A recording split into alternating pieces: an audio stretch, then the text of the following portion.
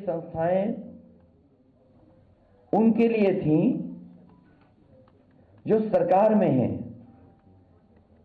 उनकी सरकार कैसे हटाएं, उसके लिए इन संस्थाओं का इस्तेमाल किया जाता था। लेकिन पहली बार देखने को मिल रहा है कि उत्तर प्रदेश में समाजवादी पार्टी की सरकार न बन जाए, इसके लिए इन संस्थाओं का भी इस्तेमाल होगा। पूरा देश जानता है कि जहां जहां चुनाव भारतीय जनता पार्टी हारने लगती है, इन संस्थाओं को आगे करती है। जहां तक ईडी, सीबीआई या अपने कागजों को दिखाने का काम, हमें बहुत पुराना अनुभव है और इसलिए अनुभव है कि भारतीय जनता पार्टी भी कांग्रेस के रास्ते पर जा रही है। भारतीय जनता पार्टी वही तरीके अपना रही है जिसमें केंद्रीय जो एजेंसीज हैं उनसे कैसे डराया धमकाया जाए। लेकिन जिस तरीके का माहौल उत्तर प्रदेश में है, योगी सरकार बचेगी नहीं। जनता ने मन बनाया है कि योगी सरकार उत्तर प्रदेश में बनेगी और इनसे ज्यादा अनुपयोगी कोई हो नहीं सकता था जिसने उत्तर प्रदेश को बर्बाद किया। ये अनुपयोगी हैं, अनुपयोगी हैं। इन्होंने इतना नुकसान किया उत्तर प्रदेश की जिसकी आपकी कल्पना नहीं की जा सकती है। गृह राज्य मंत्री टैनी, कौन नहीं जानता हो उन पे आरोप क्या हैं। गृह राज्य मंत्री टैनी, उन पे क्या आरोप है? क्या दिल्ली की सरकार नहीं जानती? क्या उत्तर प्रदेश की सरकार नहीं जानती? और जब उत्तर प्रदेश की सरकार की जांच में उनके नाम आ गए और कहीं ना कहीं उनके ऊपर उंगली उठी है, तो आखिरकार सरकार क्यों बचा रही है उसको? क्या कारण है कि सरकार उन्हें बचाने का काम कर रही है? जो हमारे अन्नदाता हैं, जो अपने हक और सम्मान के लिए गए थे, अपने हक की लड़ाई को लड़ने गए थे, पीछे से थार जीप ने उन्हें कुचल दिया। किसानों की जान चली गई, पत्रकार की जान चली गई। दोषी कौन है? जांच में यह बात साफ है कि देश के गृह राज्य मंत्री, उन पर उंगली उठी है, उनके बेटे पे उंगली उठी है, भारतीय जनता पार्टी के कार्यकर्ताओं पे उंगली उठी है। लेकिन आखिरकार सरकार क्यों नहीं सजा दे रही है?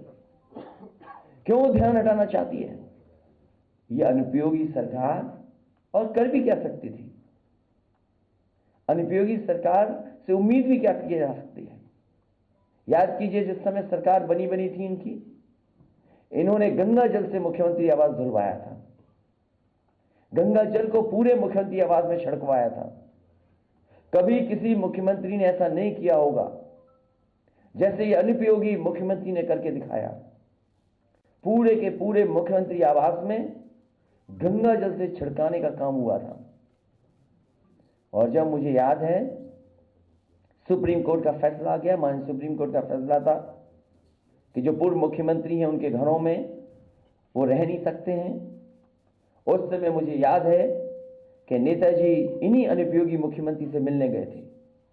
जब मेरी जानकारी में ये बात आई तो मैंने उस समय भी रोका था नेताजी को कि आप मत जाइए इस मुख्यमंत्री से मिलने के लिए। लेकिन नेताजी को, क्योंकि पॉलिटिकल शिष्टाचार में उन्हें लगा कि शायद ये घर हमारे जो लीडर ऑपोजिशन हैं उनके नाम पर आवंटित हो जाएगा, तो हम जब तक अपने घर नहीं बना पाए या रहने का इंतजाम नहीं कर पाएंगे तब तक रह पाएंगे। लेकिन मुझे याद है, जैसे ही नेताजी मुख्यमंत्री आवास से बाहर निकले हैं, उन्होंने दस्तखत कर करके और तुरंत नोटिस देकर के तुरंत घर खाली कराए जाए। ये अनुपयोगी सरकार, और कैसे कोई भूल सकता है कि सरकार बनते ही एक कुदाल मंत्री को निकाल दिया था इन्होंने। वो जहां जाते थे कुदाल लेकर के जाते थे। जेपी नाइसी में कुदाल लेकर के गए, जो पुराना हेरिटेज एरिया डेवलप हुआ था वहां कुदाल लेकर के गए, कुदाल चलाते थे, खुद जांच करने जाते थे। और उन्होंने कहा कि ये बताइए इतना ऊंचा हेलीपैड क्यों बन गया? जब उन्होंने जेपी नायसी की ऊंची बिल्डिंग पर देखा कि यहां पर हेलीपैड बन गया है, हेलीपैड बना हुआ है, तो उन्होंने कहा ये डिजाइन रॉन्ग है, ये किसकी सूझबूझ है कि इसमें बन गया है हेलीपैड। और याद कीजिए जब उन्होंने कुदाल चलाई थी हेरिटेज एरिया पर, तो कुदाल पत्थर नहीं तोड़ पाई थी। जांच के बाद जांच, जांच के बाद जांच, उसके बाद जो ठेकेदार थे उन्हें अपने दल में ले लिया और जांच चली रही है, लेकिन अभी भी वो जेपी नायसी अभी पूरी नहीं हुई है। इसी तरह एक्सप्रेसवे का कोई किलोमीटर नहीं बचा जिसको खोदा न गया हो, कोई किलोमीटर नहीं बचा जहां पर खोद करके ना देखा गया हो। इस अनुपयोगी सरकार ने सभी तहसीलों के कागज निकलवा करके देखे, सब तहसीलें चेक करने की रजिस्ट्रियां हुई हैं कि किसके नाम पे हुई हैं। क्या मिला अनुपयोगी सरकार को? और यही रिवर फ्रंट, एक रंगी लोग क्या जाने जीवन में रंग का क्या महत्व है। ये नदी का किनारा गोमती फ्रंट, जिसमें रोशनी होती थी शाम को, ठेले लगते थे, कारोबार होता था, लोग आइसक्रीम खाने जाते थे, घूमते थे, लेकिन क्या की? जांच कर दी। और जांच पे क्या नहीं किया? ईडी, सीबीआई और जो कुछ हो सकता है सरकार पिछले 4.5 साल से कर रही है। गोमती साफ नहीं हो पाई। 900 मीटर केवल अगर बन जाता, 900 मीटर अगर नालों को न जाने दिया जाता, तो आज लखनऊ शहर में गोमती साफ बह रही होती। और इसीलिए उत्तर प्रदेश के अनुपयोगी मुख्यमंत्री जी, उन्होंने डुबकी नहीं ली, क्योंकि वो जानते हैं जो नदी हिंडन है वो गंदी है, जो नदी गोमती है वो गंदी है, यमुना नदी गंदी है, और जितनी भी सहायक नदियां जो जुड़ रही गंगा में, उन गंगा की नदियों में किसी की सफाई नहीं की गई। मां गंगा के नाम पर जितना पैसा आया, इस भारतीय जनता पार्टी की सरकार ने लूटने का काम किया। कौन भूल जाएगा गोरखपुर की वो दुकानें टूटना। मुख्यमंत्री ने, अनुपयोगी मुख्यमंत्री ने अपनी दुकानों पर बुलडोजर चलाया। कागजों में कब सरकारी रोड इनकी दुकान बन गई और उसका मुआवजा उठा लिया, नई सड़क बना ली, नया कॉम्प्लेक्स बना रहे हैं। और मुआवजा कितना उठाया सरकार ने? कम से कम सरकार को बताना चाहिए कि अनुपयोगी मुख्यमंत्री ने अपनी दुकानें तोड़ करके, जो कभी सरकारी जमीन पे बनी थी, उस जमीन को कागजों पे इधर उधर कर करके कितना मुआवजा मुख्यमंत्री अनुपयोगी ने उठाया है। और यही नहीं, जो यूनिवर्सिटी बनी है वो कभी तालाब था, वेटलैंड थी। आखिरकार किस कानून के अंदर लोगों पर दबाव बना करके वो पूरी वेटलैंड की जमीन, पूरी तालाब की जमीन को अपनी यूनिवर्सिटी में कब्जा कर लिया। इसलिए मुख्यमंत्री अनुपयोगी, याद रखें, सरकार जाने वाली है।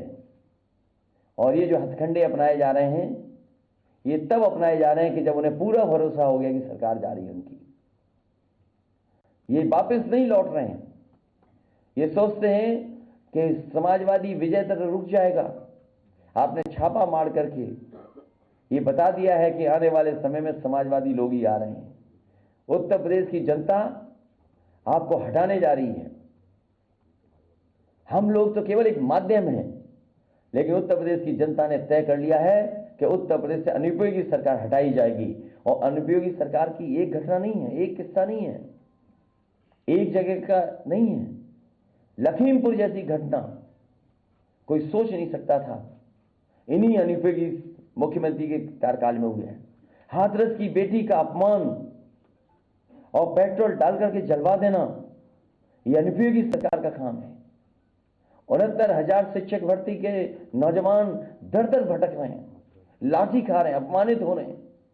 अगर उनका आरक्षण कोई छीन रहा है तो यही अनुपयोगी सरकार है। कोई परीक्षा बिना लीक हुए नहीं परीक्षा हो पाई, पेपर रद्द हुए हैं, जो नौजवानों को नौकरी न दे पाए, रोजगार न दे पाए। वो अनुपयोगी सरकार है जो टीटी, बीएड और बीपीएड के नौजवानों को बेरोजगार रख रही हो। अनुपयोगी सरकार वो है जिन्होंने वादा किया 70 लाख नौकरी देने का, लेकिन झूठे विज्ञापन दिखा करके लोगों को गुमराह करने का काम कर रही है। वो कौन भूल जाएगा अनुपयोगी सरकार के मुख्यमंत्री अनुपयोगी के गृह जनपद में एक व्यापारी कारोबार करने आया था, घूमने आया था, वहां पर पुलिस ने मार मार करके उसकी जान ले ली। अनुपयोगी वो है जो छुट्टा जानवर तक नहीं रोक पा रहा। अनुपयोगी तो है ही मुख्यमंत्री क्योंकि उन्होंने अभी तक अपना संकल्प पत्र नहीं पढ़ा। इसलिए ये जितनी भी कार्रवाई हो रही है, राजीव राय जी हमारे बगल में बैठे हैं, इनके जहां जहां स्थान है वहां इनकम टैक्स के लोग पहुंचे हैं। अगर कहीं कोई पता मिल गया होगा वहां पहुंच गए हैं।